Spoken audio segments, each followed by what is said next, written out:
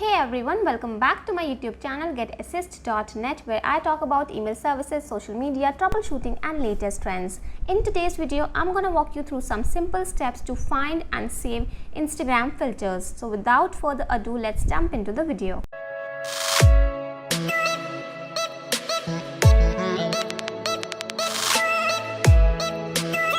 Alright, so make sure that you are logged into your Instagram, and then you have to press this Your Story button at the top.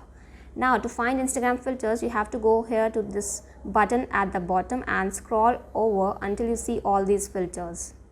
Alright, so at the bottom you can see the name of the filter, and if you will press that, you will get a few options. The first option says Save Effect. So if you will press that, the effect will get saved and you can use that filter again. Alright, and if you will browse more, you will see one option that says Browse Effects. So press that and this brings you to the effect gallery, where you will find all the different filters that you can use. You can also search using this search icon at the top if you know the name of the filter or the person's name who uses that filter.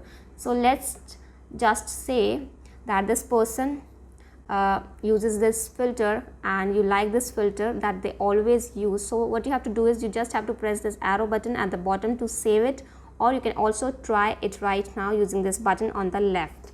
Also, if you will go back, you can see all these categories at the top that you can select and the related filters will appear.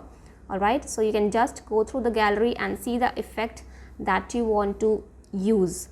So yeah, you can save this effect as well. And now if you will go back,